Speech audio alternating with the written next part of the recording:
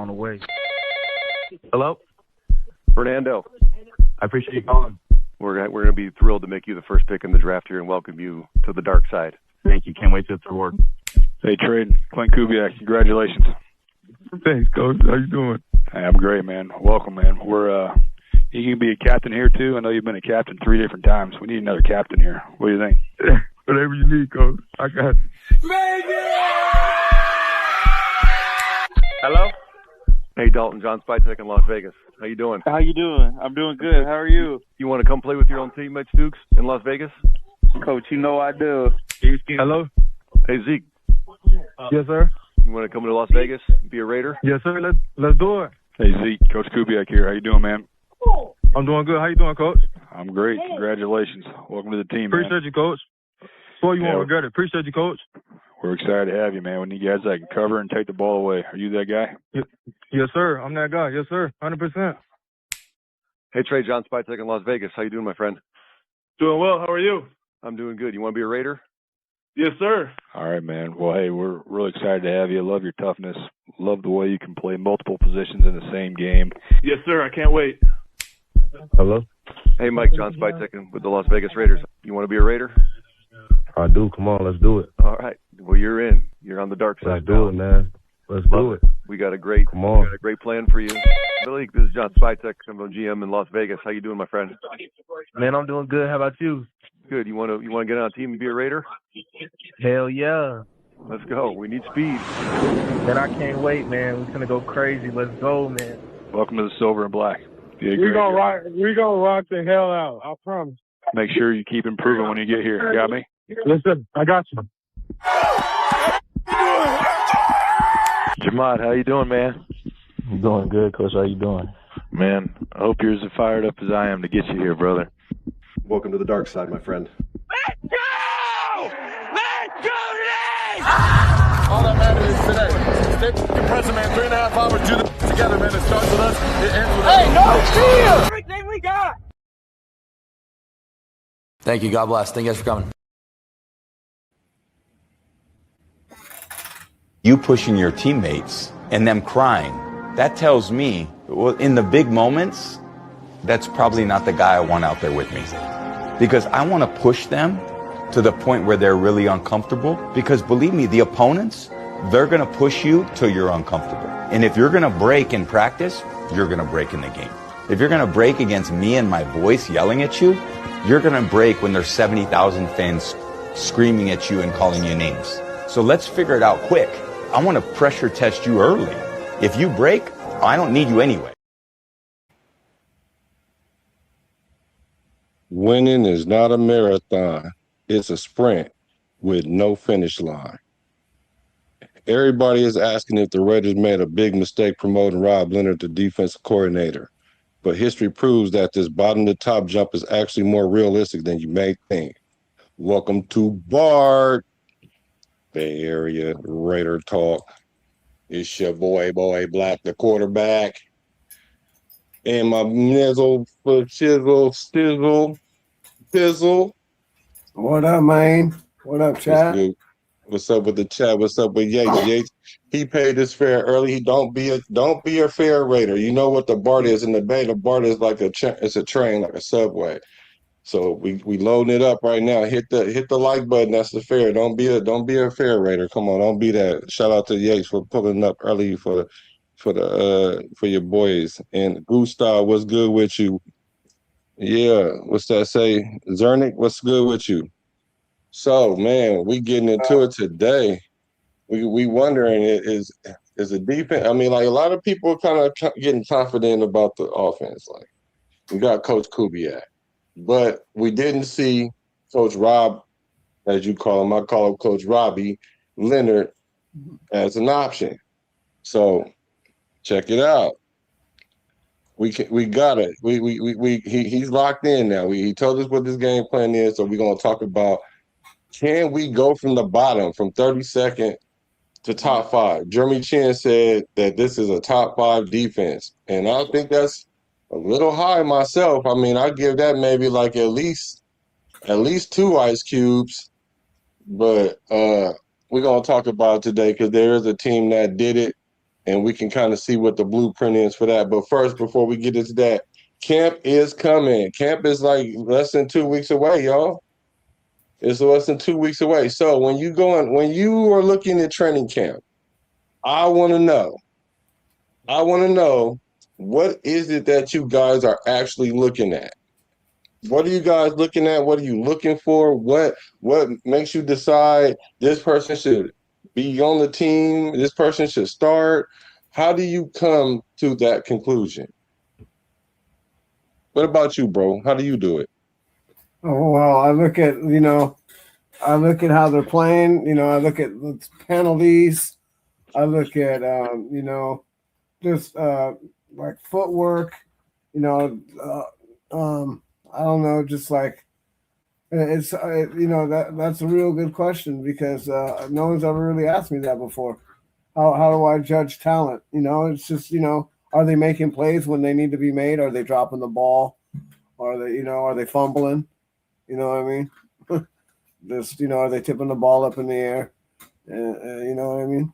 Like, each player is different, right? Each position is different, right? If you're a defensive tackle or an end, you're looking to see, if they're getting pressure up the middle or if they're, getting pressure from the side, if they're not, or if they're stopping the run, Technique, maybe. Yeah, technique. Everything,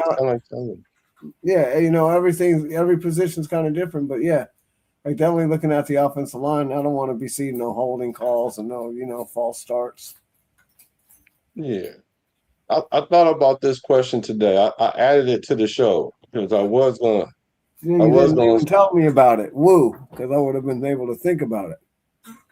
I meant to, but I called you to tell you, but, I threw it in there in lieu of because I was going to tell the story about how Black and Pistol got thrown from the train, but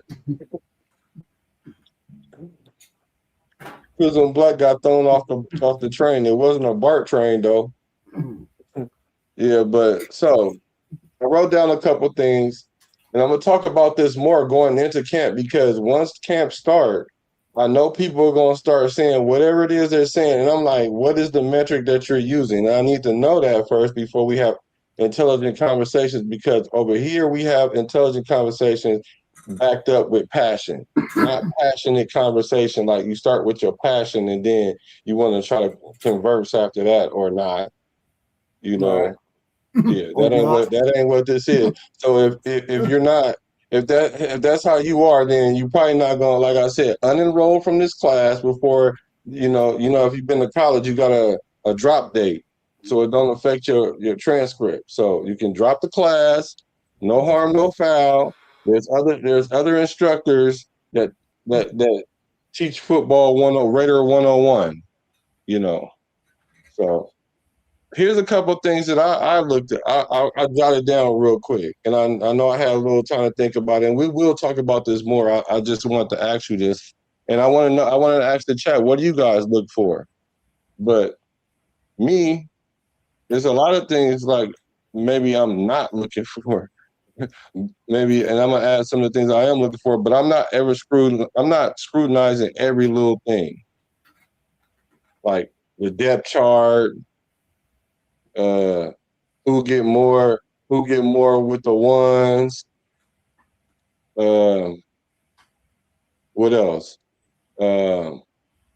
Why coach is letting this person do kickoff return and stuff like that. I don't really look into that because being in a training camp, that's the best way to get inside your own head and play mental games with yourself that you shouldn't be playing. Because what you should just be doing is playing at the best of your ability and let them make the decision at the end. And that's just at the college level. Because in the NFL, they don't necessarily have to get you because you're better. You might not fit the scheme. You might not fit the locker room. They might just not like you. Yeah, true that. And they can just trade you. Mm-hmm. Well, why we get rid of this person? Because it wasn't a fit. They're not going to come out and be like, yeah, we didn't like this guy because people in the locker room, our vets didn't like him. He didn't listen to the vets. They're not going to say nothing. They're just going to trade your boy. So that's how you go on emotional roller coasters during camp, and Then all of a sudden you play yourself out of position because you thinking you're in a position that you're not necessarily in. And you don't know what the coach is talking about. The coaches might have you running with the threes just to see if you got that same kind of attention to detail, or if you're gonna get big-headed, or just see your attitude or your disposition. It can be just simple as that. Or it could be the opposite. They're gonna put this person behind you in front of you just to see how you respond. You don't know what them coaches' game plan going into that. So as content creators or outsiders from looking in, because even as players, you don't even know that. So I know we don't know that. This would be definitely speculatory. Anything is going to be speculatory when it comes to that particular type of stuff. But I'm just saying, they put this person in above you to see how you respond. It might not even be about that. It could be just simply, let me put him above his competency, his level of competency, and see if he knows how to line up, see if he's going to show up in big moments. That's how you simulate big moments in camp, because you can't simulate the real game. I mean, you can simulate it, but you can only do it marginally. And even in today's NFL, you don't even practice enough to do it. They don't even go live enough. They don't even hit enough to do it. They got all these rules saying that you can't hit each other this many hours or whatever it is. So that's one of the things. Let me see. I'm going to look and see if Kirk Cousins is going to show that he hitting a wall or he becoming degenerate. That's what I'm going to look at. Right. Let me see. Well, he won the last 4 games last year, so I don't know. I don't know if he's degenerate or not. But yeah, I don't think so. But I'm being objective, though. I'm being objective because I'm like, look, okay, cool. I know that Kirk Cousins is better than both of these 2 quarterbacks combined. I know that. He knows that. Kubiak knows that. Now he just got to let it translate on the field, which hasn't been a problem for him. So now I'm going to look and see, are you the same Kirk Cousins that we always see? You don't have to be 2016 Kirk Cousins or whatever. You ain't got to do all that. You got to just be who we think we're getting. That's what we need. Are you who we think we're getting? Well, yeah, we don't need you to carry the team. We need you to be part of the team. Chris like was good. Yeah, exactly. Let me see.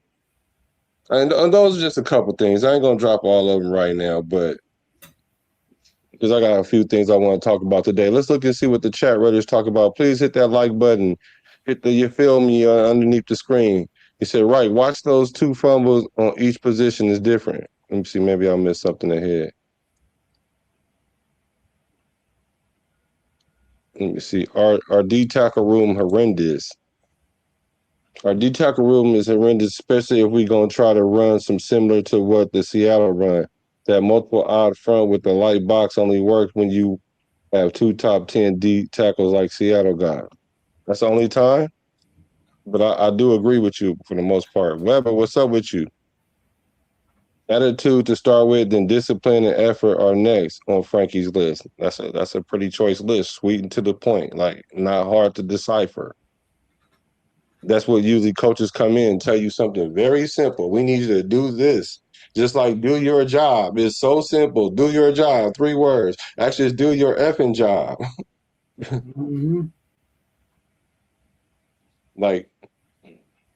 So I like that. Okay. Our defense got a high ceiling with the scheme we running, but a lower floor right now. Next year, if we get the D tackle right, we'll be better. Well, yeah, we gotta see what we can end up doing at D tackle. That is something I'm going to pay attention to in camp, and we're going to talk about that a little bit too. Let me see.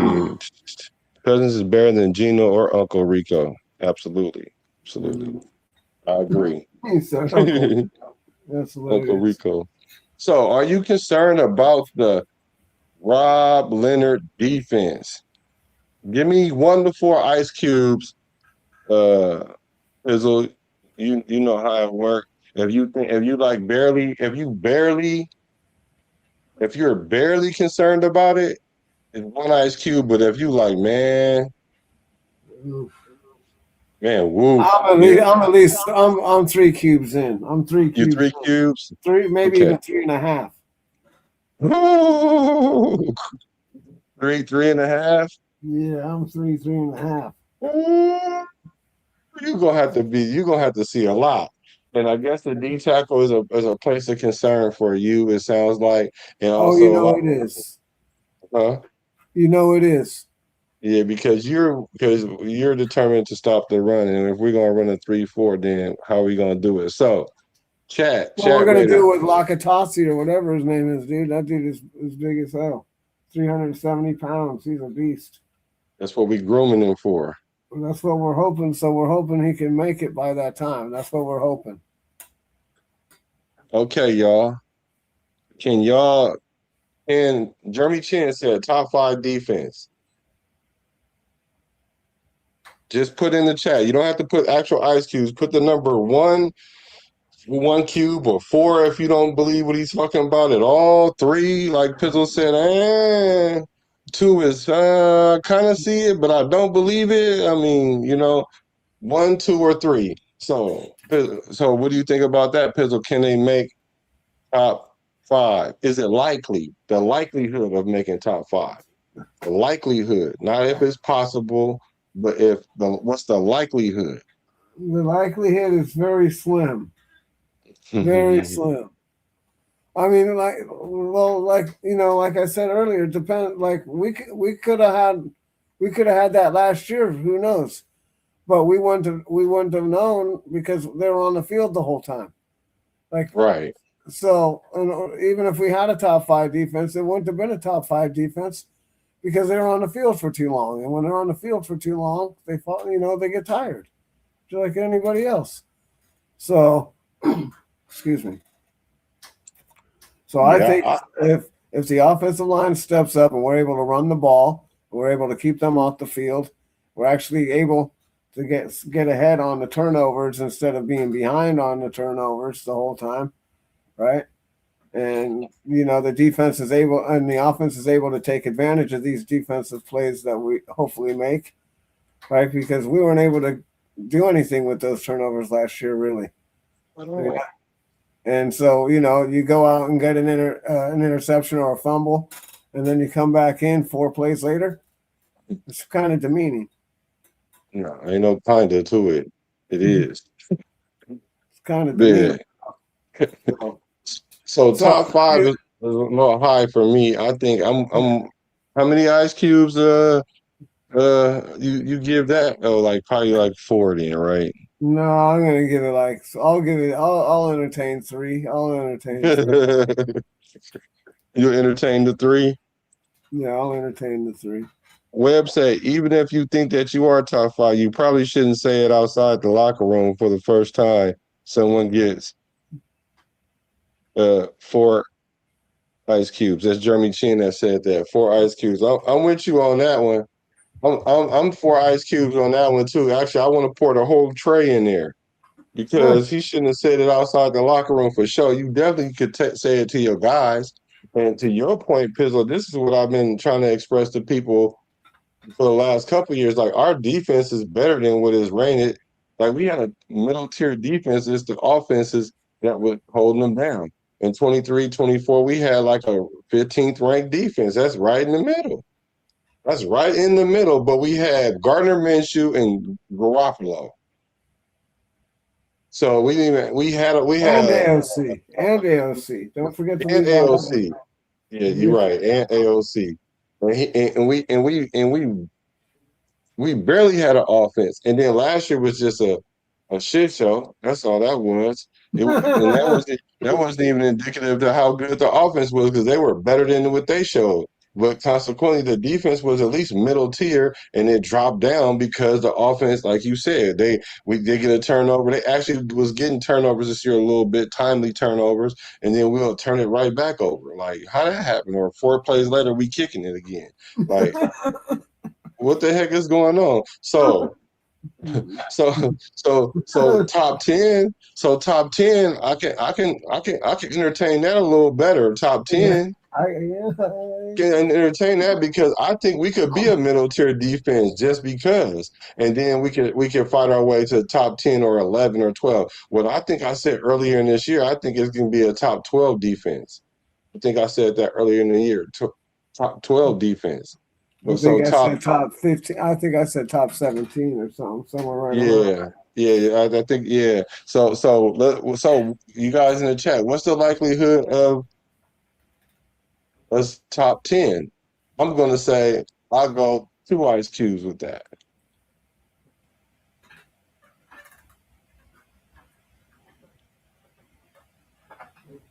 If we got a top 2 defense, though, if we got a top 10 defense, we're gonna have more wins than what people think. I mean, that's just going to be the reality of it. Yeah, it is. If our defense is that good, then we're gonna have some unexpected wins that people didn't think we were going to be able to get. Because, the defense, they have a problem with getting off on third down. And, that's always been one of our problems. People have always said, you get the Raiders into the fourth quarter and they just give up. They just quit. And hopefully Kubiak can get around and Coach Rob can go over here and get that changed up. And it's not so much that they quit; they just be tired. They be exhausted. Well, I guess you can quit from exhaustion, but so that's what it is.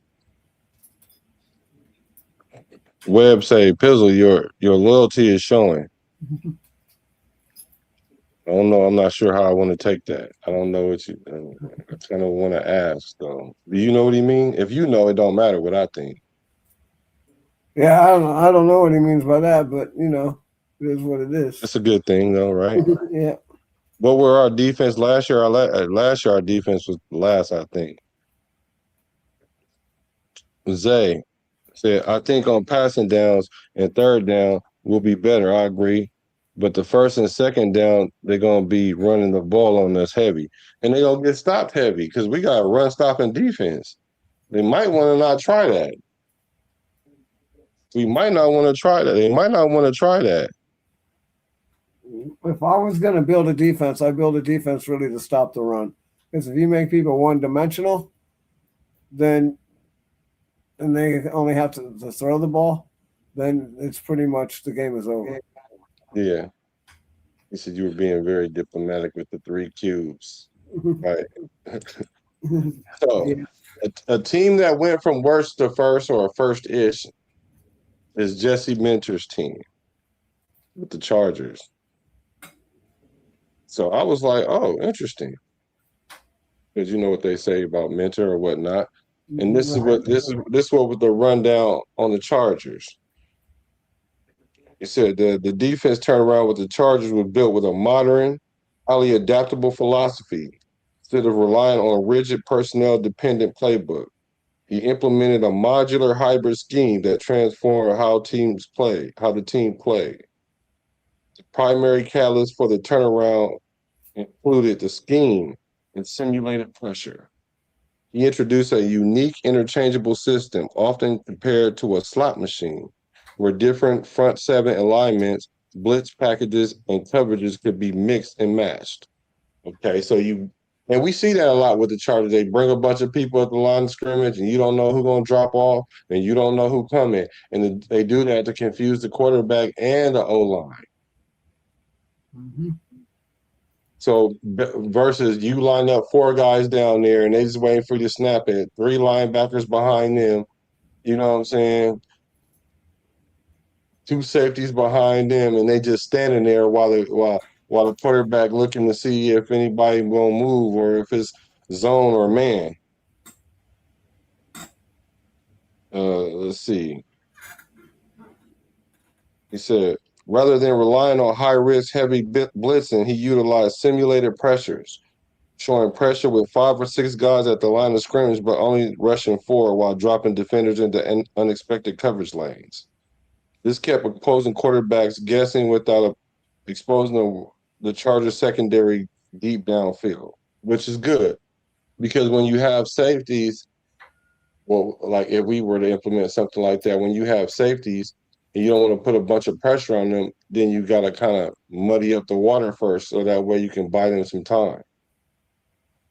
Muddy it up. Get you a shovel. Right. Because like last year, Palomalo was getting schemed against. Yep, he was. Because they knew Jeremy Chin coverage wasn't even that hot last year, but they knew he was only going to drop so far. He wasn't about to play deep safety. Right. So, disguised post-snap rotations.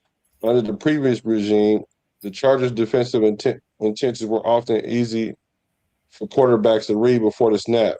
Mentor implemented a heavy dose of split safety looks that rotated into single high coverages or vice versa right at the snap, and that's crazy too.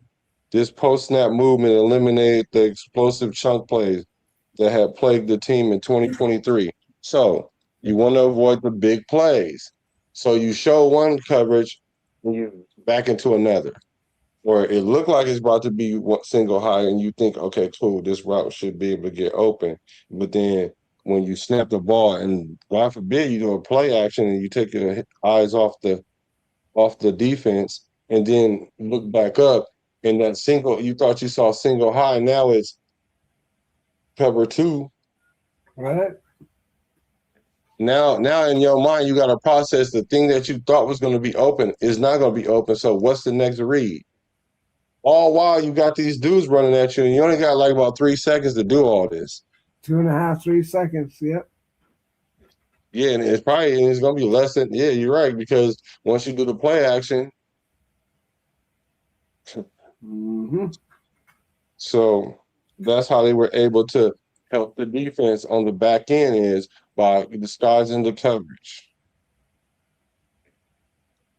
Let me see. Mentor established a distinct identity built around 4 specific non-negotiable pillars. We're going to talk about our pillars because I try to repeat the pillars over and over on the show because those are the things that our philosophy on defense. His first one was block destruction, winning individual physical matchup. That means just mano a mano, just beat his head in. Beat the man in front of you. I'm better than you. I'm better than you. Yeah, attitude. And for defense, you don't want that to happen. You don't want the guy to block you. You don't want them to run their scheme on you. So you gotta beat that guy, that individual effort. Avoid the block. Avoid being blocked. Block destruction. Shocking effort. Relentless pursuit to the football. I'm going to talk about that shocking effort shortly. Ball disruption. Forcing turnovers. And obnoxious communication. Constant pre-snap talking to ensure everyone was aligned. And that's what I'm going to be looking at training camp. How often do I see our linebackers talking? How many times we throwing signals at each other? How many times I'm seeing people point over there? How many times I'm seeing everybody rally to the ball? All that. That's what I'm going to be looking at.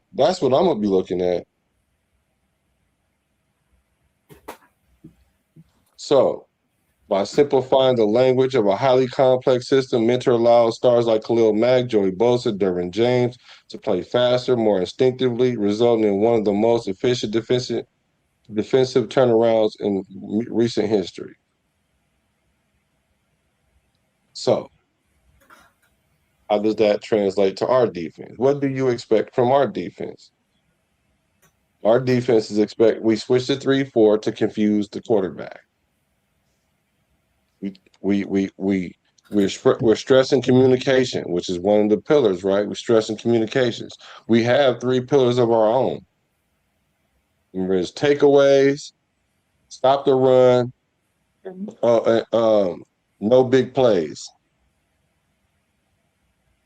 Yeah, takeaways, stop the run, and no big plays. Yeah, takeaways, turnovers. Yeah, which is similar to the 4 pillars over there. And then the shocking effort, you guys remember Kirk Cousins said, play with shocking effort. That's what Coach Kubiak said. That goes for offense and defense. Shocking effort. I mean, remember they said it don't matter if you make the mistake, just do it at 100 miles an hour. We'll correct the mistake. We're gonna coach you. We'll coach you up. Just do what you're doing at 100%. 100 miles an hour, 100 miles an hour. Do it that way. Shocking effort. Like effort, like, oh my gosh, they're relentless. They keep going. Remember, I was telling y'all the other day about the College of the Redwoods, the big white boys we was playing that we thought we was gonna go up there and beat them up because it was a team full of white boys. They was playing with shocking effort. Like they legit hurt our starting running back, both of them. We got one because it was like one was a running back and one was a fullback. I mean, tailback, one was a fullback, but the fullback could run like a tailback. Nice. Boom, like, boost. Like, was nice with it. Jamie Lee was nice with it. Man, they slapped both of them out the game, slapped our quarterbacks. Like, everything went bad that game. Shocking effort. So, what do you think? What do you think about our defense so far? I mean, like, from what you understand, I know what you're saying that, which is smart for you to say, it all is predicated on our offense, which is smart. You won't hear a lot of people say that, but that's what it is. It's predicated on our offense. Yeah, but at the same time, I want to see the defensive line get after the quarterback. You know, I want to see production up front too. You know, and the 3-4, you know, the 3-4 gives us opportunities to, like you said, bring, you know, linebackers. You know, run the 4 linebackers and the 3 down linemen, right? So, and that's cool. And we've always been successful running the 3-4.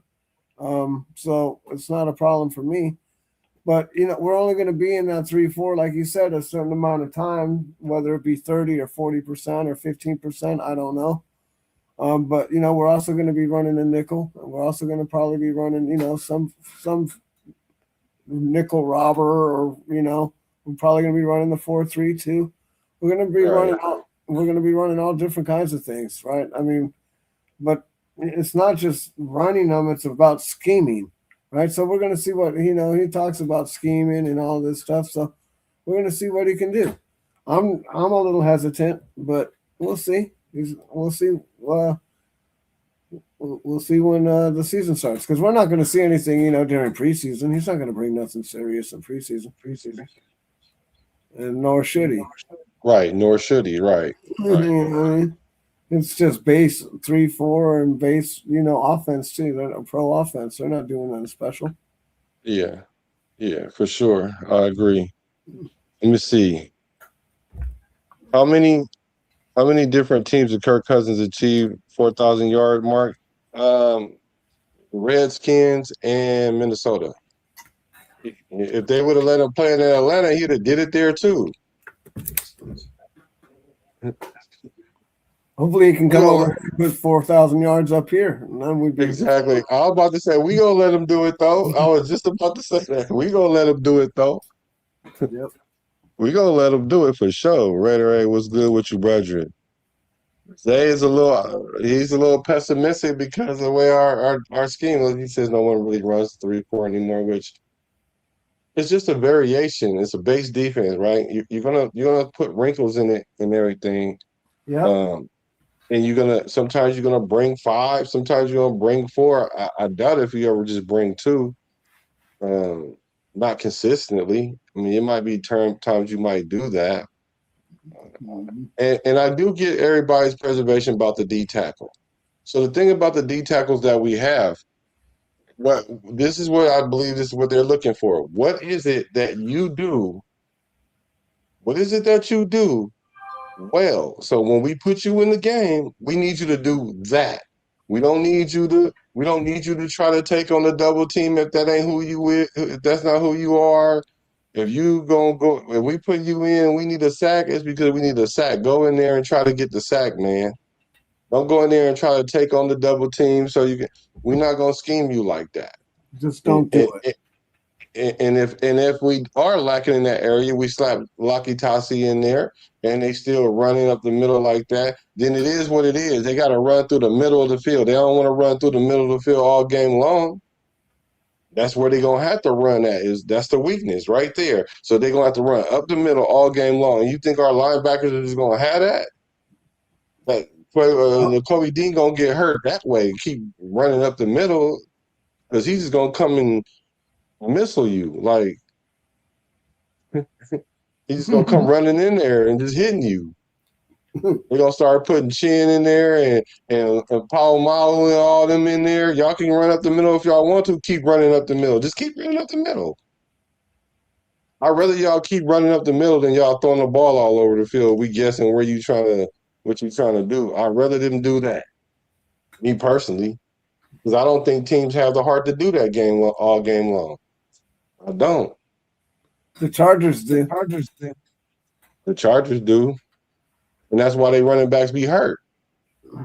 Because that's the mentality of Harbaugh. Yeah.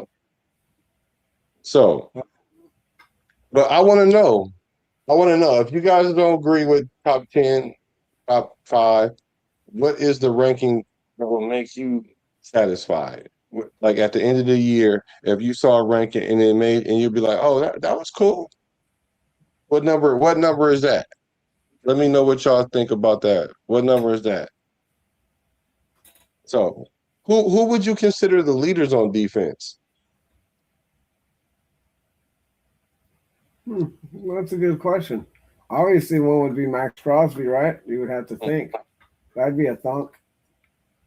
And then probably either one of the linebackers, Nakobe Dean, or the other dude. I think, right? Are you talking about on offense and defense? No, just defense. Just defense. Because there's usually 3, right? 3 captains. Yeah, yeah. Right. And then I don't know who the third guy would be. Maybe a safety or something. Oh, like Stooks or somebody. Oh, here's a question early. I didn't want to justice for 12. I didn't want to ignore your question. Justice for 12. My bad. What? Why you guys let me know? Who do you guys think our leaders are on defense?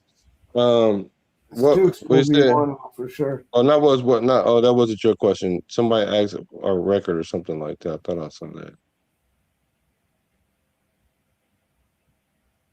I thought I saw that.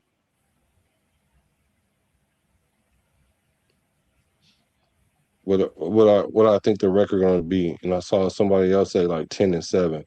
I think that our floor is 7 games, and I think the ceiling is 9. And if we get 9, I'm gonna be like impressed, highly impressed, like thoroughly impressed. Like y'all better not complain about nothing. Impressed.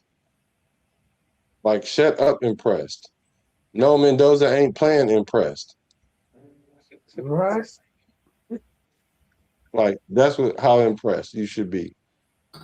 Like unfortunately, we can't take him out the package yet. Y'all the type of kids that if you see your Christmas gifts under the tree, you want to open one the night before and don't want to wait till Christmas.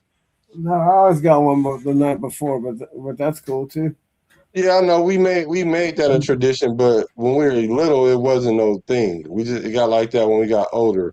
But then people started doing Christmas the night before you go to bed and all kind of stuff. Like you kind of take the fun out of it, man. Well, Christmas Eve, I had 2 sets of, I had 2 grandparents, right? So one would be in San Jose and one was down the street. So on Christmas Eve, we'd go down there with the family, with my mom's side of the family, go down there and open up our Christmas gifts down there for them. And then we come home and do Christmas over here at our house, and then my dad's mom and dad's down the street. So. Let's see. Nice. Oh, Teron and Dean Kobe. The Kobe Dean, I mean. Yeah. Max and Teron Johnson. Yeah. Frank Weber says top 20. That's a number satisfy him.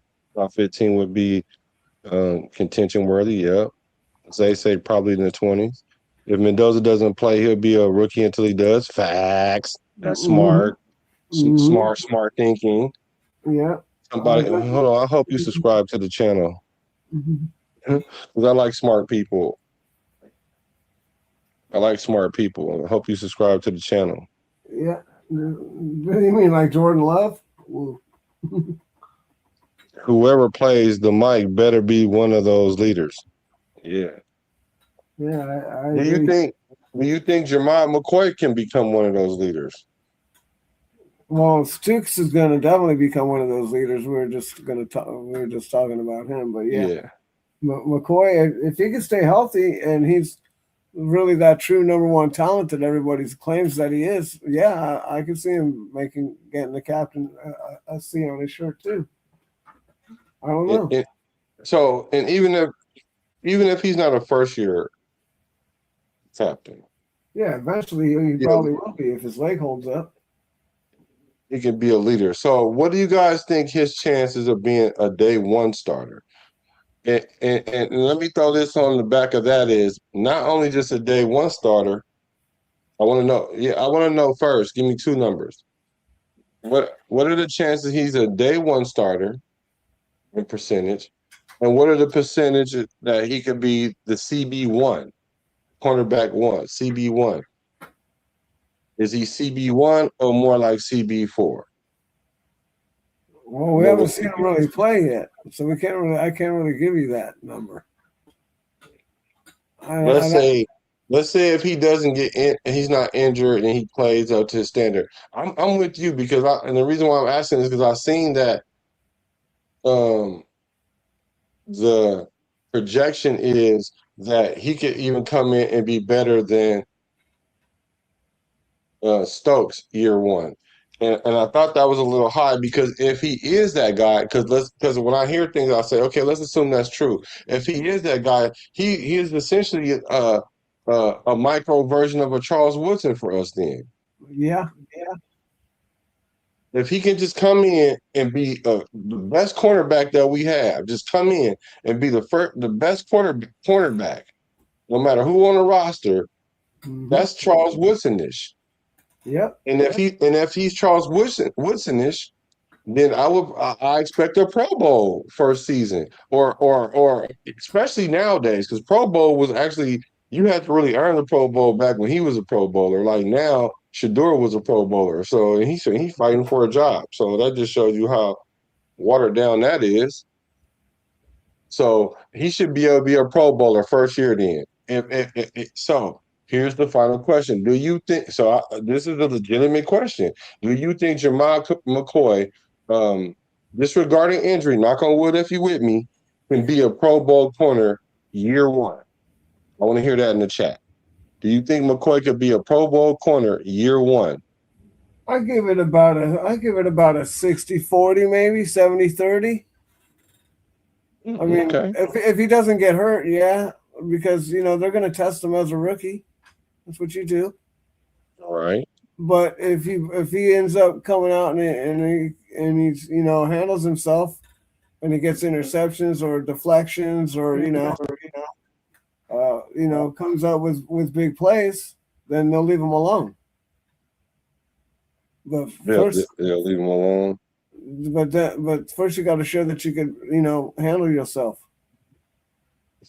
Yeah. That you can make plays. So I was like, okay, cool. Let me look at what Charles Woodson did his rookie year.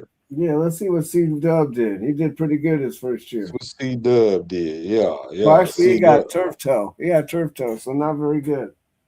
He had a phenomenal rookie year. Started all 16 games and recorded 64 tackles, 5 interceptions, including 1 return for a touchdown and 2 forced fumbles. His standout performance earned him the AP NFL Defensive Rookie of the Year and a Pro Bowl selection. His 5 interceptions ranked 3rd in the entire NFL.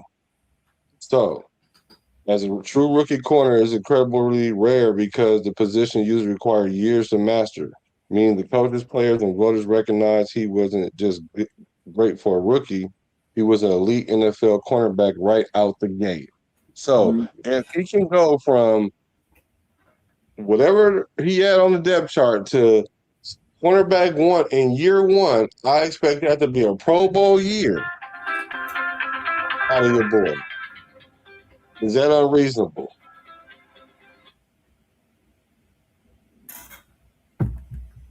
Webb says he starts. He starts, but I don't know about CB1.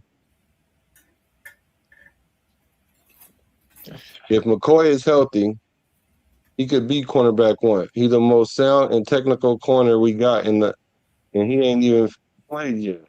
And it just depends on how much trust he trusts that knee.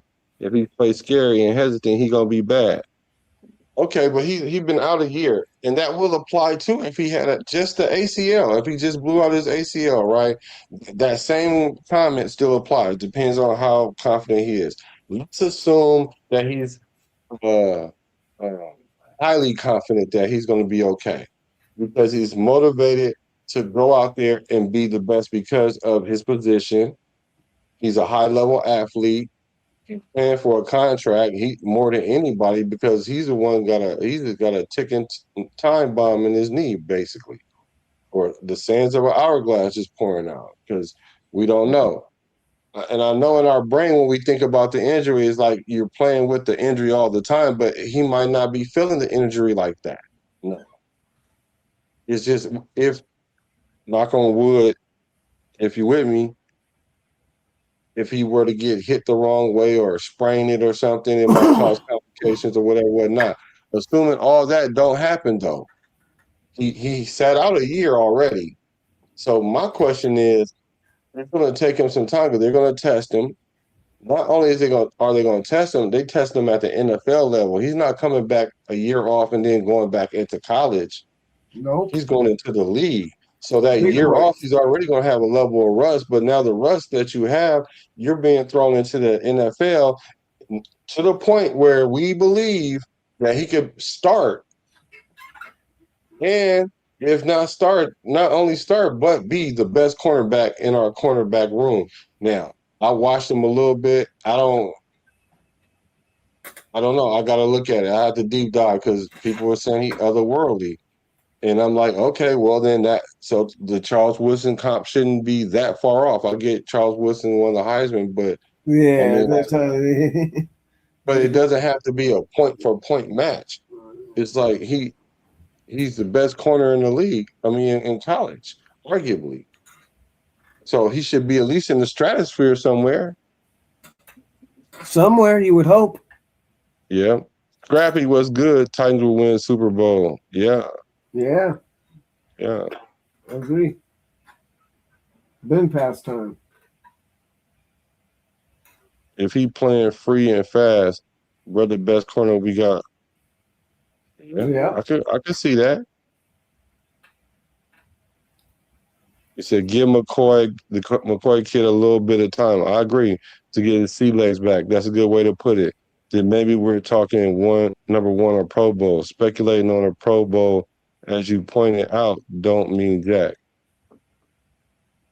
Because it is going to be his first year back, so he's going to be probably a little tendy on that knee, but we'll see.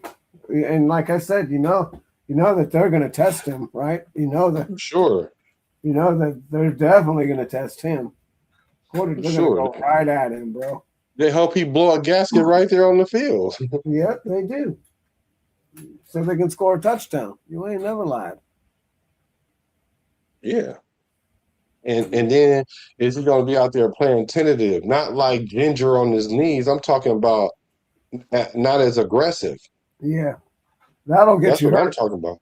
That will get you hurt. For real. Especially if you're an aggressive player and you don't play aggressive, that will get you hurt. Mm-hmm. That will get you hurt. Yeah, you can't all of a sudden stop being the bully if you're the bully. So right. Don't look that way. So this 3-4 defense. One of the things I've been wondering is how does Maxx fit in the 3-4 defense? Yeah. A lot of people saying he's not going to be able to be as. Some people are saying he's not going to be as productive because he's not.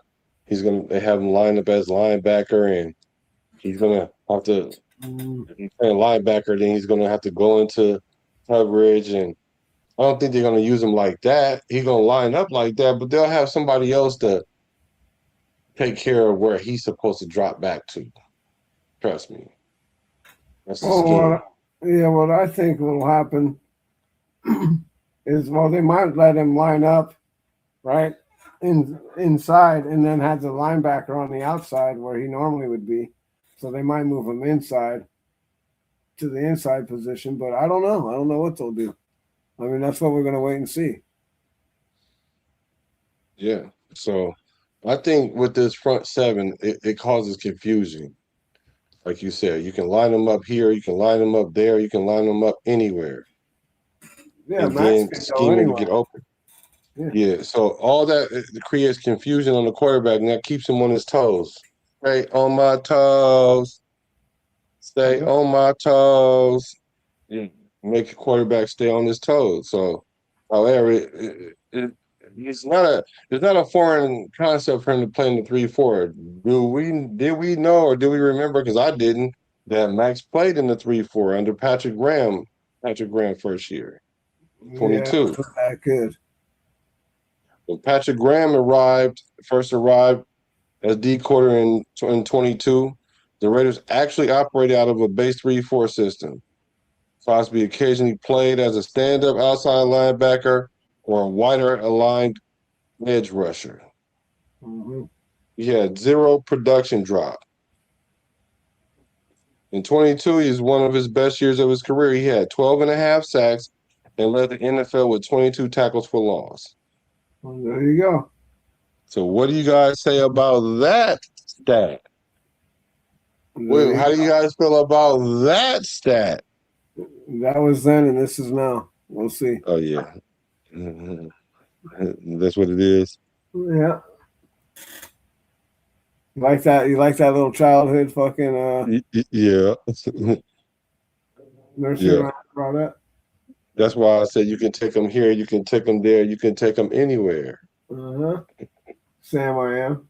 Sam, I am. I am Sam. Sam, I am. I am Sam. Sam, I am. All right, y'all. Let's talk about but this was looking at the defense going into camp. Like you said, it's not really much we can figure out until we see it, but you got to kind of have a plan at what you're looking at when you go and see what you're looking at. Like, because if you're just looking at the result and not looking at the process or how the process played out to get the result, then you're short-sighted. Because then when things don't go right, you don't know why. You're just looking at it didn't go right. And then you just start complaining, not knowing why it didn't go right. Just know it didn't go right. Yeah, just know it didn't go right. So let's get into what I might call this segment is what you say. What you say? What you say? Talking about? What you talking about, Willis? What you say? What you say? And my first one is I think I'm gonna just play it. Let's see what you guys think about this. Let's get this guy out there week one. Let's start having our growing pains week one. Let's not prolong it into October, November, or later in the season when maybe the season's over. I think it's very beneficial. I remember having a conversation with Coach McDermott when he drafted Josh Allen, and he called me and he says, Doug, what do you think? Well, how did you handle Carson Wentz? And I said, if you think that Josh Allen is your guy, you need to get him out there week one, and he did that. There were a lot of growing pains in that first year, and they weathered that storm, and now look where Buffalo is. Kirk Cousins is a solid number 2 that you can rely on, and I think he's a great mentor for Fernando. So I think this is a win-win, I think, at quarterback, for the Raiders. I don't know what's wrong with boy. Talk about Kirk Cousins as a solid number 2. He could be a solid number 2. He'll be the better of the 2. So what do you think about him? So your boy was a coach for Philly, and they won a Super Bowl without Carson Wentz, because you know why? Because Carson Wentz got hurt. He got hurt. And you know who Because went you in out there there? paraded Carson Wentz out there. Matter of fact, I meant to see who was the backup when Carson Wentz went there. Foles. Nick Foles. Did they get Nick Foles afterwards? Was he the starting quarterback? Well, he was on the roster already. Yeah, he was the backup already. I believe so. And then he came in and stepped up and went and took him to the Super Bowl and won. And then he couldn't even get a job the next year.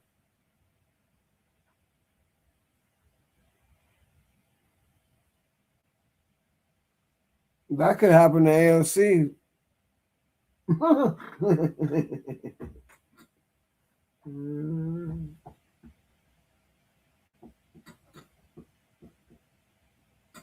Oh, heck no. So this what happened. This what happened.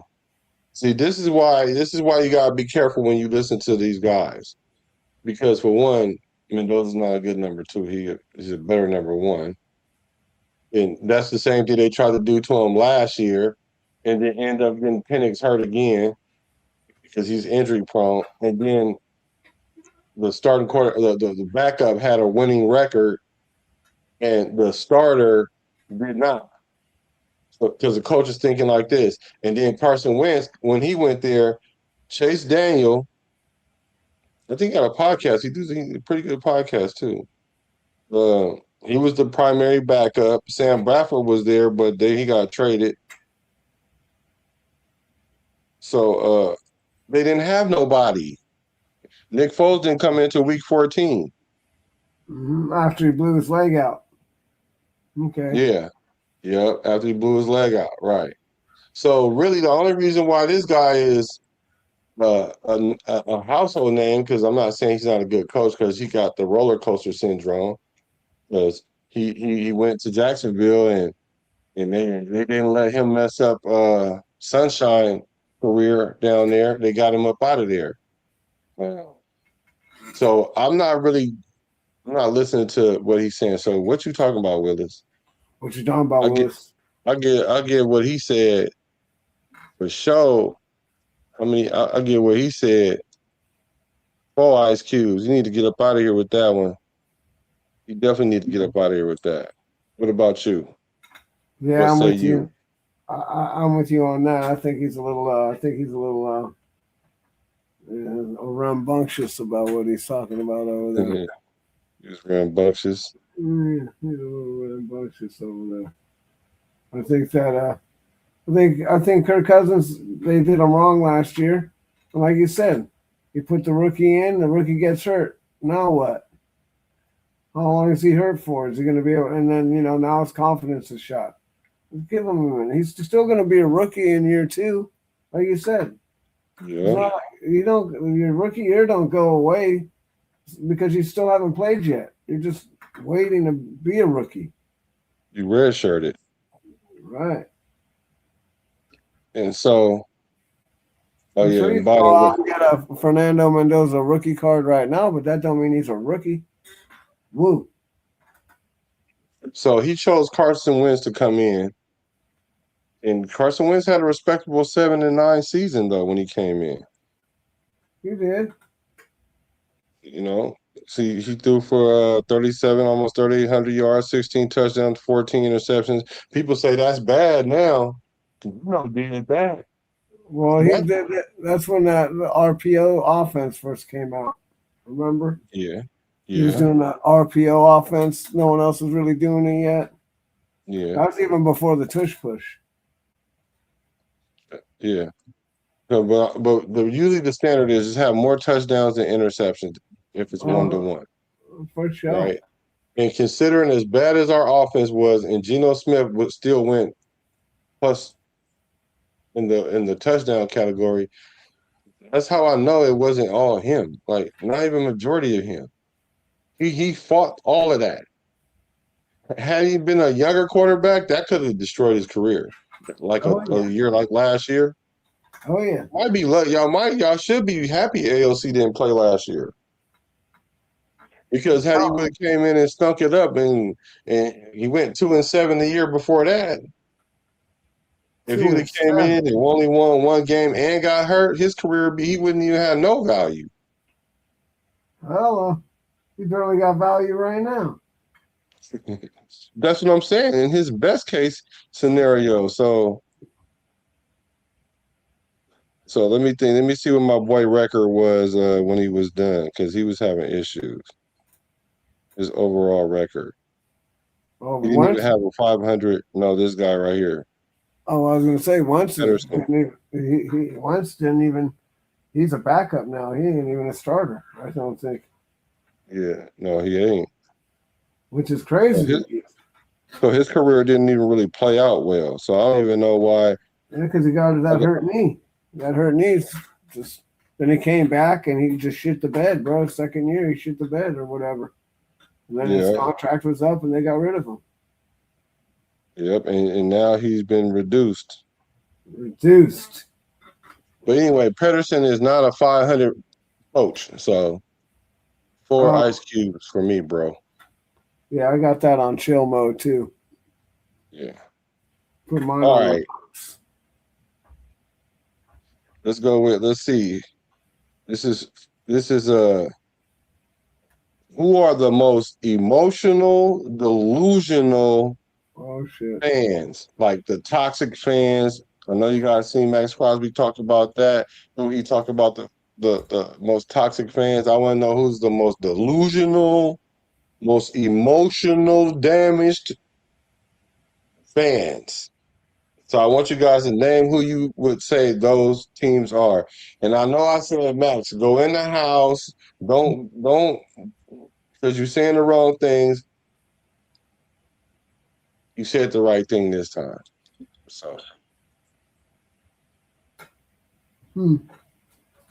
Yeah, there's a few places that are pretty outrageous.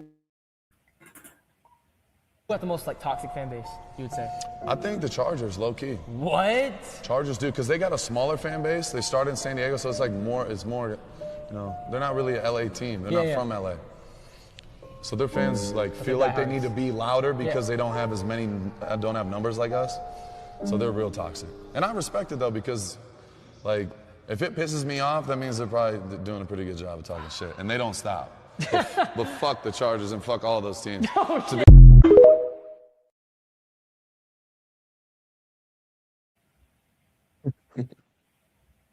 Yeah, it's fuck everybody else but the Raiders. It ain't just fuck the Chargers. You know what? I'm going to agree with you on that. I'm going to agree with you. So, who are the teams that you think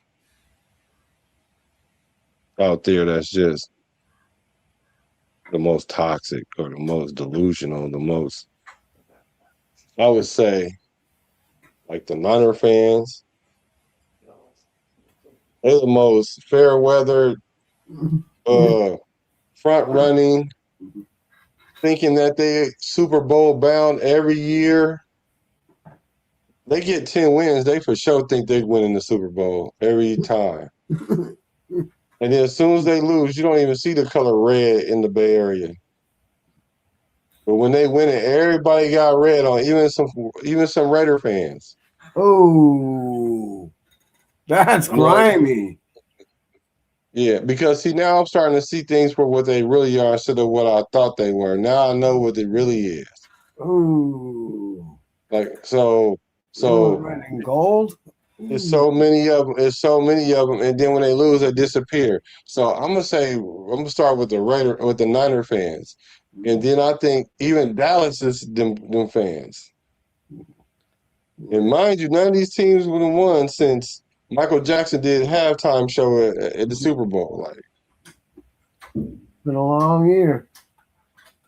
So I would say them two. Who you got? Interesting. I think Philly got some pretty wild fans.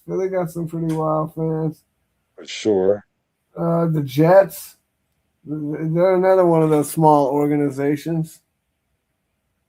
Because there's the Jets, and they get to share. They're just like the Chargers. They get to share with the Giants. And they get to share with the Rams. They're getting a new stadium now. Yeah, well, that's fine. But the Chargers aren't. If you're not a fan, what it do? Marshawn Lynch said, I'm a Raider. I'm a Raider, though. Feel me? So I agree with you with the Philly fans, too. And you want to know who else I put on this list? The Bills? No, the Raiders. The Raiders are on this list. We got some I hate to wild say it, fans. but the Raiders are on this list. We toxic. Yeah, big toxic, mentally unstable fans. Yeah, I thought it was just emotional, but it's emotional and mentally unstable. Yeah, It's the PTSD though. It's the post-traumatic Super Bowl deficiency. That's the cure. I mean, we have to win a Super Bowl, and then all these other fans that act right until a few years go by. Maybe. I have my doubts though. These guys being a Raider fan ain't easy. It breaks motherfuckers, bro. It literally breaks people's psyche. You ain't lying. It literally breaks people, bro. The Cowboys are a pumpers group. It takes a little morale, and it grinds it into the. It makes you think you're tough until you're a Raiders fan. Right. You think you're a Raider fan? You think you're emotionally tough until you're a Raiders fan. Then you know. You can't be soft over here. You can't be you can't be a fly by night softy over here. This ain't for the weak at heart around here. No, not at all. You're either tough enough or you're not. And a lot of these Raider fans aren't. Yeah, and I'm learning that. I mean, I seen it, and I was thinking like, well, maybe I'm tripping, but I'm seeing it's a real thing. It's a real thing. Because some of the people I thought was saying this stuff was for content. I like when they do that, actually. That's actually funny when he does that.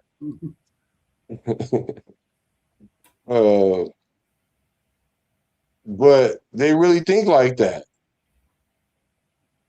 You know what I'm saying? They really think like that. So I'm like, oh, hell no, y'all delusional. Because you know why I know you delusional? It's because when you try to give them the truth and the realism of it, they reject it no matter what you say, and then they make up something else and try to put it in its place. Right. No matter how nice you say it, no matter if you put it on the thumbnail, no matter if you... It doesn't matter. And then it doesn't help that these beat writers and insiders, they just feed it to people because it's kind of like sports entertainment. Yeah, it's not even that. It's just to get, like, people know that the Raiders are one of the biggest, fan bases in the world, dude. Mm-hmm. So if you got something to say about them or whatever, people are gonna come to your channel and they're gonna watch it because real Raider fans want to know what they want to get real information and they want to go check out who's being real, right? And the only way you do that, and so when you're putting out real good content with the Raiders about the Raiders, a lot of Raiders show up and you start getting a lot more likes. So if you're from a small team that normally don't get too much attention, then you talk about other teams, right? Right. And and there's nothing wrong with that. I mean, we are like one of the biggest fan bases, but the problem is it's not. I don't think it's a fan base anymore. I think it's a player base, right? You see this?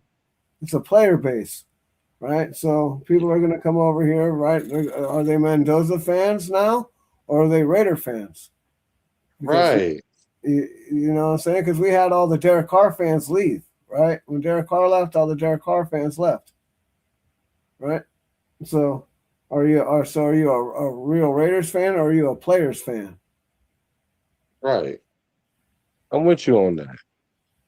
And I don't like that because that's where the no one's bigger than the shield is supposed to represent, which is crazy. You like you said it. This Raider team will break you, right? And I heard somebody lose it the other day, and I want y'all to listen to this because my question is it just dead, baby? Now is that what this is? Is that the new mantra? I keep I don't know why. Because I'm going to talk about it. Here we go. I believe in what they're trying to do. We just need a winning organization. Get back to that. Because this just win, baby shit, you guys, that shit's been out the window. Like, yeah, we love to hold on to our past as Raider fans. Well, we got 3 rings, and that's always our argument with everything. Look, dog, I'm sick of that shit. I'm sick of it. Like, some of y'all may not agree with me. All that just win, baby shit, it's out the window. I need to see results now. You know, it's cool to say it and use it as our mantra because Al Davis is the GOAT, of course, right? And yes, we were one of the most winningest franchises back in the day. I love it. But all that just win, baby shit means absolutely nothing right now. Nothing. Commitment to excellence means absolutely nothing. We haven't even been committed to mediocrity. We've been committed to dog shit in recent times. So at the end of the day, man, look, if you want to restore those mantras, you want to bring those back, it all starts with winning some football games. And I don't give a shit how you do it. I don't give a fuck how it's done. Just go out there and win football games. I don't give a shit if you're handing the football to Genty and Mike Washington 70 times a game, and that's the way you're winning football games. I don't care. I don't care if Fernando Mendoza throws the football 7 times a game. Go out there and win some football games because that means absolutely nothing. Absolutely nothing. In the big 2026, you guys, that means absolutely nothing.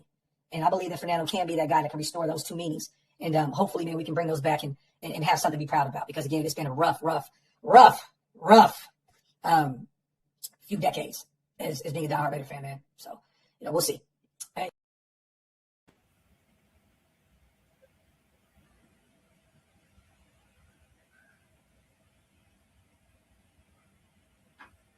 Initial thoughts. Yeah, sounds like somebody was having a bad day. You should have put that song in there. You had a bad day. sounds like a song that you play on Sunday after your team loses, bro. You know, I mean, you know, in some acclamations he's right, but you know, you're the one who's you got to stop having your expectations so high. I mean, you can't be expecting, you know, too much. Because when you expect too much is when you get hurt. You just got to come in knowing that it's going to be a rough season. The referees are going to make some bad calls against us, and we're going to get a lot of penalties, and that's just the way it's going to be. And that's week in, week out. It don't just happen 1 week. That's all season. And if you can't handle that as a fan, as you know, seeing that flag drop, that little pass interference, and when they need it, when the other team needs it, or the little defensive holding, or any of that little stupid nonsense that they like to pull off on us, or the little offensive holding call, right, or whatever. When we're about to get a 2nd and 1, and we're about to, you know, finish the game off. You know, the kind of nonsense that the NFL throws at the Raiders on a consistent basis. Yeah, this like I said earlier, winning is not a marathon; it's a sprint with no end zone or no finish line. Right. Like, because you gotta show up every day and gotta go hard every day. And some of the things he's saying is true. Like, yeah, we haven't lived up to the standard, but that don't mean you throw away the standard until you win. Like, winning has a cost. I say all these things on these shows for a reason, because we got to have a winning attitude. Now, I know the guys in the building, they get this stuff all the time, all day. They get this. Like, if they were to ever get their hands on this podcast, they would watch this, I believe. I do think so, because I understand the mentality that's necessary to get to certain things or put yourself in position to get certain things when it comes to winning. And so to me, this sounds like a person who's desperate. They just want to win at any cost. And you don't win. I mean, you have to pay any cost, but you don't just frantically with no process just think you're supposed to just get players and just start winning, and then the all goes away, and we can just say just win, baby, again. It don't work like that. Well, it don't work like that from a player perspective. It doesn't work like that for the Yankees. They go out and they buy all the best players every year. They don't win every year. Yeah. It's not just having the players. It's having the scheme. It's having the coaching. It's having all of it. It's all of that. It's having the whole package. And when you don't have just one of those things, you don't win. It don't matter what it is. Right? You don't have the right coach, you're not winning. You don't have the right offensive coordinator, you're not winning. You'll win a few games or whatever, and you might be a contender here and there. But no, if every coach could be a Super Bowl winning coach or have a Super Bowl winning program, we wouldn't be swapping coaches out every other year, right? Yeah, because it starts with the mindset, though, before you even get to the player. Right. Because you don't have to have all the best players, like you said, in order to win. No. You got to have all the same players. You got to have all the players with the same mindset playing at the same time. Then that's how you win. Mm-hmm. You got to get everybody on board. You got these, you got to be right? What do they say? A leader of men, right? Yes. Get the guy to run through the wall for you, right? Well, you don't get that without trust. Now, some people say, "Oh, yeah, you could get." You could be a head coach and you'll get all that. And you don't need trust. No, dude, your whole point of being a coach is for if a guy's got a problem, he's supposed to be able to come to you. Right. Yeah. And talk to you about that. And it's not, and that's just not on the high school or any type of lower level shit. I'm talking about even being an adult, when you're having a problem, like with your old lady and you're thinking, oh man, I'm thinking about beating this broad up, or this broad's pushing me to a limit where I want to get physical or whatever. You should be able to go to your coach and be like, hey, coach, I got to talk to you about something, and you should be able to, and get some advice, right? I mean, the coach is not just your coach; he's your advisor too. He's a guy who he's a father figure, bro, right? And so, that's what these guys are looking for too. They're looking for they don't want to just keep giving their loyalty to another guy every other year. I understand that, but you got to shop around until Which is interesting because a lot of these kids don't have dads. Yeah, but you got to shop around until you find it, bro, because that's what it takes. I mean, even with this quarterback, if it doesn't work, well, we're not going to draft another one. No, of course we are. We're going to go until we get the right guy. That's what you do. You don't quit. Yeah. See, and for you guys to say he's spitting the truth, I'm glad y'all said it. He ain't lying. Like, to me, I'm like, that's like you just looking at the result. You're just looking at the result. Like, you really should be, in my opinion, this is my opinion. Like, the Raiders have not been commitment to dog shit, especially in the last couple of years. The result has been that. But that doesn't mean we haven't been committed to do better. I mean, because y'all think, do people think that you just make all these right decisions and then the next year things just turn around? No. You got to make incremental daily changes. Like, why do you think they say get 1% better? And then eventually it all adds up. So the Pete Carroll hiring, AP hiring, we made in the moment we made decisions that was like, okay, we're trying to do this, and then if it don't work, then we get rid of this. Well, like what we used to do is we used to play it out as long as they can, or the front office don't care, or the players run the asylum. We started letting all kind of wild, weird stuff happen, and then we started talking about just win. No, we just tried to win. Like, no, just win mean you do it with an excellence. You do it with pride. Like, where's the pride? Y'all got all the pride knocked out of y'all? Where's the poise? They're coming unraveled. Like, we've lost. I've seen us lose a lot of games. But I can see when we're doing something competent or not without looking at the results. The results isn't the measurement if you're doing things right or wrong. But if you want to say it's all about only winning championships, I mean, only one team is doing it right every year, and that's not true. I mean, the ultimate goal, yeah, okay, cool. The Super Bowl is the Super Bowl, but if you're trying to build, I'm talking about build a franchise where you're consistently there. That's not no, oh, we just made all the right decisions this year. No, you build that. And that's what we're building right now. But once we get to the part where we're competent, then now is the time y'all want to crash out? Like that's what I'm saying. Look, when you look at the results instead of the process, then that's how you end up not ever winning. Right. Because you're just looking at the result and not loving the goes process. into it. Yeah. The process is being obsessive. The process is paying attention to detail. The process is not losing your mind. The process is not going into stuff emotionally. The process isn't we don't care, we're not gonna win anyway, so we're just gonna go out and kick it. No, the process is we get everybody on the same beat, we get the same kind of character guys in, we make sure we tell them they gotta earn their shield. We tell them that everybody gonna get a chance, but if you don't do what we need you to do, you're gonna be gone. You set up a structure. And that's what we wanted from Pete Carroll last year. Not the wins, but everybody's still tripping on we didn't win. But no one ever say, well, he didn't establish the culture. You know what I'm saying? He didn't establish structure either. He didn't or structure, right. That's what the goal was. Right. But we started looking at the result. And I'm like, yeah.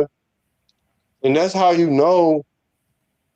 I'm talking about high-level multi-winners. I'm not talking about just in sports. I'm talking about in life. They look at the process. They don't look at the result. The result is the result. Because even the process don't even guarantee the result. It just puts you in the best position to get the result. Right. Yep. Let me see what y'all talking about, man. Because I don't like it, man. I get it. I understand we feel that way, but that's a feeling. Yeah, that's emotional. Now you're not acting like a man. You're acting like a woman. Well, here we go. This is a question for you, Pizzle. Pizzle, so we should keep our expectations low while they keep the prices high? Oh, you don't want me to answer that. Go ahead, Pizzle. You answer that. Yeah, I do. That's what's got to happen to build a winning culture. It ain't gonna happen overnight.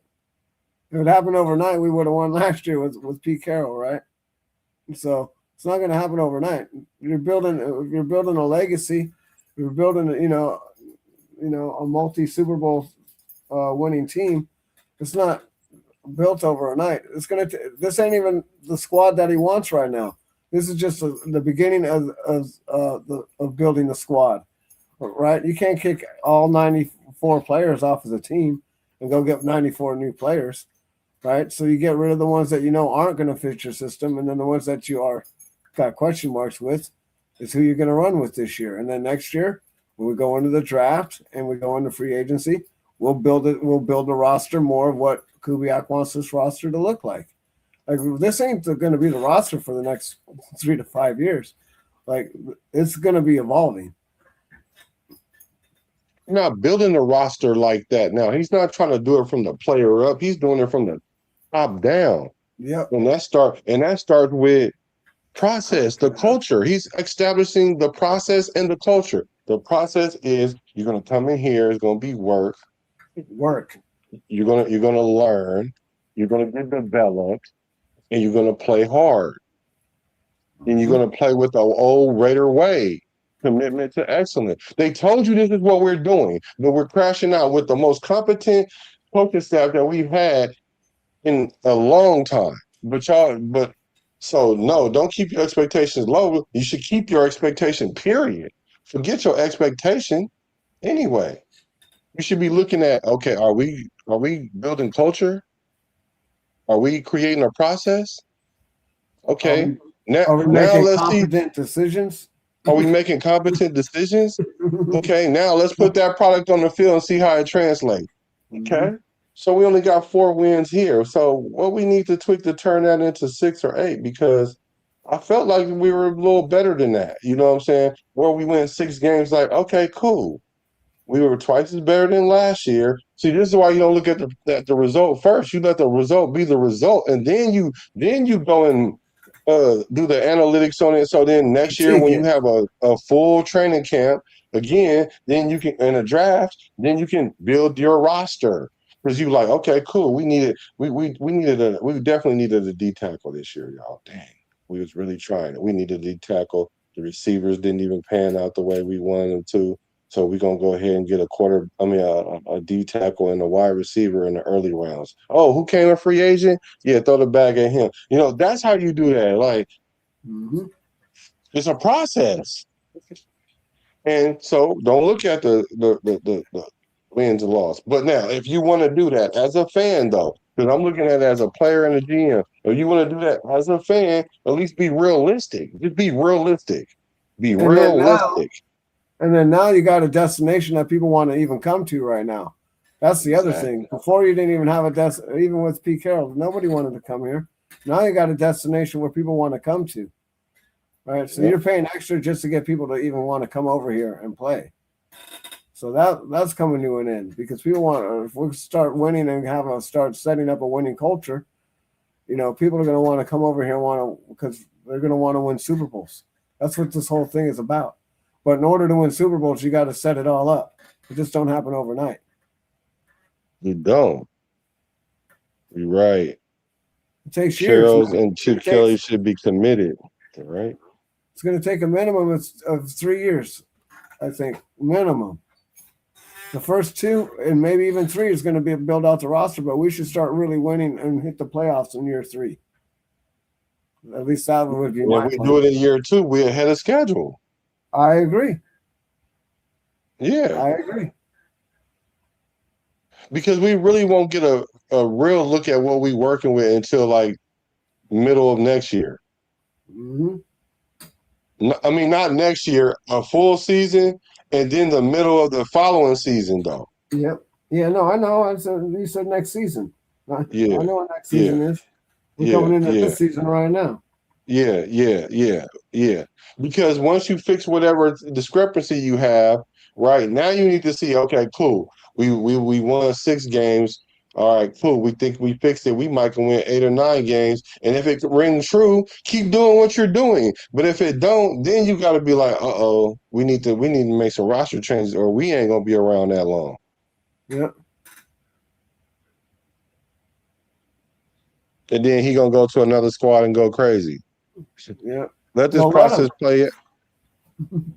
Willie Wayne said, let this process play out. Spytek and Kubiak know what to do. Right. So I don't know why people not listening to him. That's my whole, this is my whole aggression. These are my aggressions. So that's why I'm like, they telling us this is a process. It's going to take some time. Let's throw Kirk Cousins out. I mean, let's throw Mendez out there week 1. Wait a minute, time out. They just told you it's going to be a process. There's a lot to learn. It's like drinking water through a fire hose. Hey, but why go get a number 1 quarterback? Because we needed a quarterback, and we actually was able to go get a backup that's competent. But we should get him number 1. Throw him in right now. Like, why? Wait. This is a process. We're trying to win games now, but we're looking at the long haul. We want to be able to go to the playoffs and make playoff runs multiple years. But if we got our backup, we got our number 1 quarterback on the bench, then whoa, how are we gonna know what we got? Like, bro, we trying to see what we got as a team first. We want to be here. We want them to be here for at least a decade, right? Yeah. Or more, 10, 15 years. You know, who knows? You know, that's the whole overall outlook, right? You let a 4th round pick come in here or 2nd round pick, whatever Derek Carr was, he sat here for 9 years. What's your hurry? Don't think he ain't as good as Derek Carr because he ain't getting thrown out there right away. That'd be a really ignorant decision or way to think. It'd be a bad business decision. Speaking of business decisions, make sure y'all hit the subscribe button. I like to see my boy Cool Kev up in here. What's good with Willie Wayne? Thanks for popping in. At J Rowe, Q, Zay always bringing it. You know. And if I miss any of you other chat readers, charge it to my head, not my heart. Willie Wayne was cracking. Yeah. And Webb, you already know. Tizzle was absolutely right. Players actually wanted to play here again. Yep. Right. Hold the goal for a while. Build the O-line, starts Cousins. Exactly. Because Kirk Cousins is going to make the O-line better himself. Because he's going to know where to go with the ball. Yeah. It's all going to start with the offensive line. No matter how you want to cut it or slice the pie, if the offensive line don't do what they need to do, ain't nobody throwing the ball, ain't no one running the ball. So we need to make sure, got to get those guys shaped up or shipped out. That's why our boy ain't going to be the center this year. That's why we went and got Lindenbaum. Yeah, because we couldn't let that guy be the center again, because that was just ridiculous. He wouldn't even beat JPJ out this year, though. But I'm glad we don't have JPJ at center. Not that because he can't play it, but because we actually have a center that we don't have to worry about at all. JPJ would have had to grow into that. Not that I don't think he could have done it, but whenever your O-line has a center that is going through growing pains, your line is going to go through growing pains. There ain't no growing pains right now. Oh, we got grown man issues right now. Yeah, we over do. there. And our old line is going to look a whole lot better. You got to believe that. Realistically, you got to believe that. Matter of fact, they couldn't even get any lower. They were last. Just even logically, they're not going to get worse. And even if when you say, just when I thought they couldn't get worse, they got worse. Yeah, that mean all our quarterbacks got hurt. Like all of them, Mendoza, Kirk Cousins, Carter, or whatever my boy, our fourth one, our drafted guy you like. Yeah, Carter, yeah. Yeah, that mean he gonna get hurt. AOC gonna get hurt. We gonna pull in somebody off the street. Yeah, that's how bad it gotta get. We might have to go get AOC out of the grocery store. Right, AOC out the grocery store. Like, come on, man. Go get Phillip Rivers for like 4 games. Like, that's how bad it would have to be. And I just don't see it. And if that happened under this, I'm going to be like, oh, the Raiders is just jinx for sure. I don't even believe in jinx all the way like that. But I'll be like, we are cursed. For sure we cursed. Like, the NFL ain't giving us no love. Zero. I already know that. Zero love around here. J. Rose said, Black, can you please do a segment on the similarity to us now and the Bears when they drafted Caleb? Okay, that's good. I like that. I will. Frank says, anyone who wants Mendoza to start does not understand the history of the Raiders. I think they don't understand the history of football. 25, 82, and 2. J. Rose, he said he disagrees. If you don't agree that Mendoza should get seasoned, I recommend refresher courses on the Jim Plunkett story. Yeah. Well, that was a different time and a different era. Well, different time, different era. Elaborate. Is it what it is? I agree with you on that. Plunkett just went to a bunch of places that didn't fit his scheme. They didn't have the scheme that he was good at. And even when he came over here, even Al Davis told him, you're not here to win the game. You're just here to play. Just be another player. You don't have to win the game. It's not all on you. And that's pretty much what happened. He came over here and he still threw a lot of interceptions, but we had a lot of wins. We won a lot of games. Back then he threw a lot of interceptions. It was a little bit different. It was a different kind of game back then. These guys couldn't even last a quarter in a game back then, in the 80s.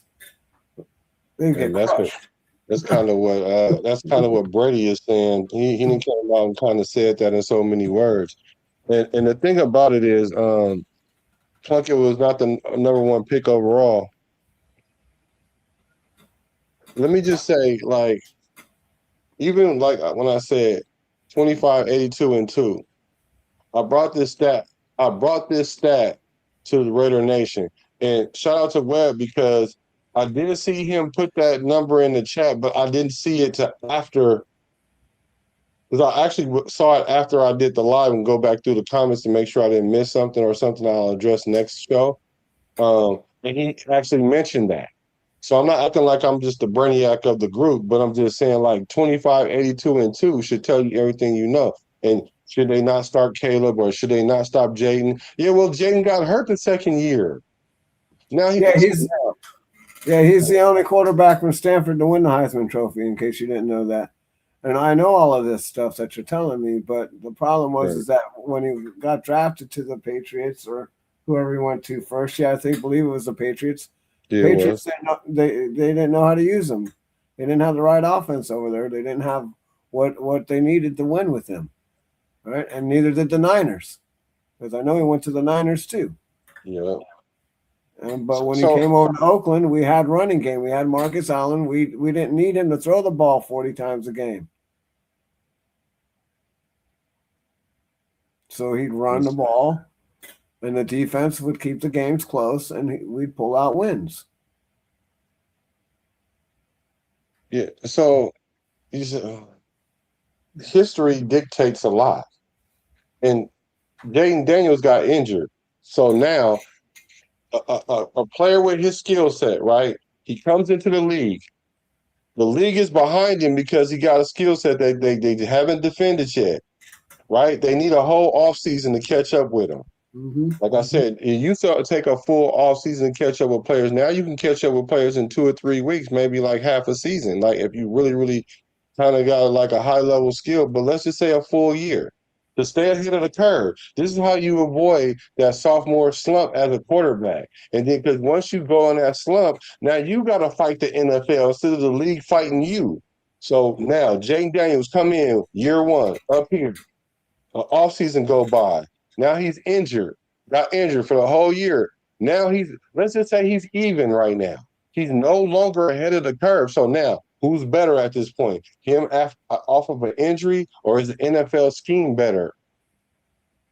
That's what we're going to find out this year, because if he doesn't have a year similar to that first year, then they shouldn't have started him. Because now, the thing I keep saying, if he comes in and get injured, what does that do to his confidence? Not his confidence in the ability to play the game itself, but his confidence in what he sees when he's on the field. Mm-hmm. Because if he not knowing, all right, cool, the defenses have already, I used to could do this well. I'm just trying to get back to the old me. The old you wouldn't win in the NFL no more because they didn't caught up with you. Yep. The old you might get you 8-8 or 8-9 or 9-8. But your first year you won hella games and everybody thought you might end up you go to the playoffs, everything.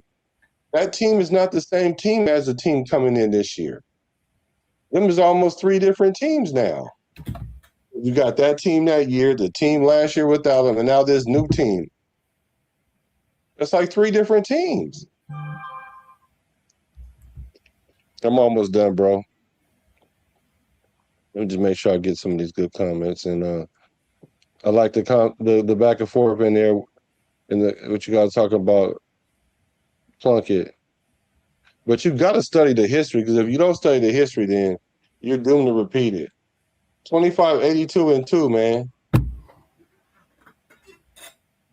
don't see nobody coming in winning 10 games like that in that situation.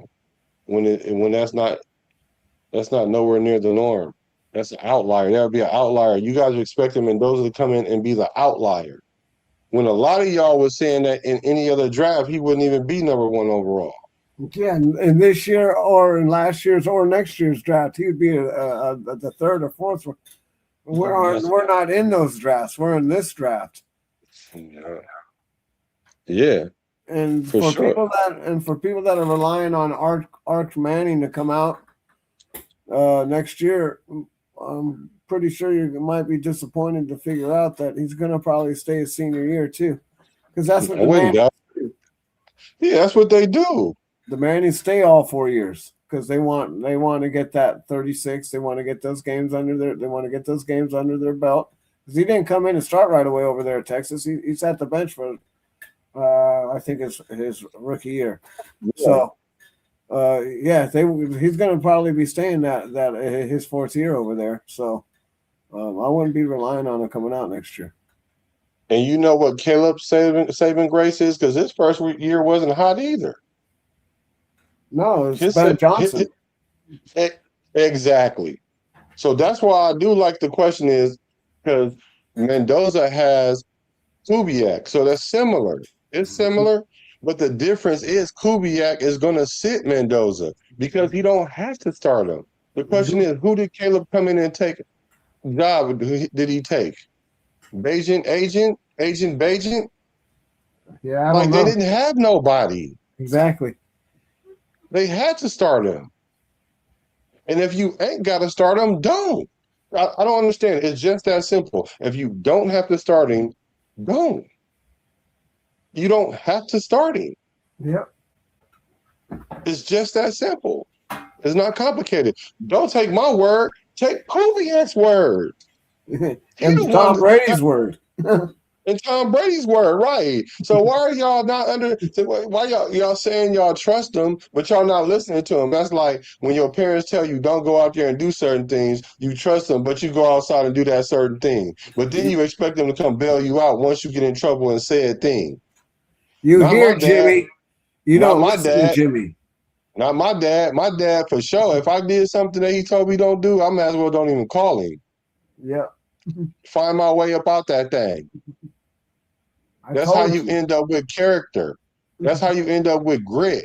That's how you end up knowing how to survive bad situations over and over based on your own self and your own decisions, and not blame everybody else and try to say this person is doing this and he hurt me and you're being emotionally abusive and all that. Bro, like, come on, all these excuses is wild. Wow. So they tell you straight up, if you ain't got to do it, don't do it. Just don't do it. If you ain't got to go to the store and steal for your kids to eat, don't go in there stealing because you can. Because you ain't got caught the last time. Like, don't do it. It's dumb. Oh, they caught you on camera. They're just waiting for you to build up enough money to come over here to arrest your ass. Go ahead, keep stealing. Right. They got especially you at Walmart. Yeah, any one of these places, Walmart, Home Depot. Yeah. They just racking the money up. They know. They're like, oh, that guy just skated away with that. This guy skated away with this. You're not trying to start an argument. So is it my tone? Do I gotta change my tone, y'all? I gotta change my tone. You are. It's an argument. I'm not mad. Just because you see me, look, don't. If you see me doing crashing out or whatever, I'm not crashing out. Trust me, I'm not crashing out because I'm gonna come back and do 2 more shows today. That's how much I'm gonna crash out. I'm a Raider though.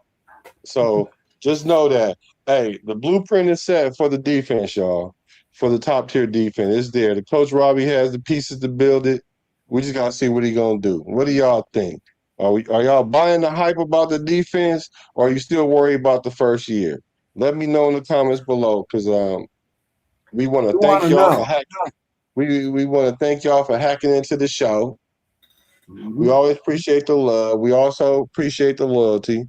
Y'all already know there's only one nation, Raider Nation, all day, every day, because I'm a Raider. He's a Raider. You're a Raider. And we're going to get championships from the Bay to LA to Las Vegas. Come back later, y'all. I'm a Raider. From the Bay to LA to Las Vegas. Recipes to Al Davis.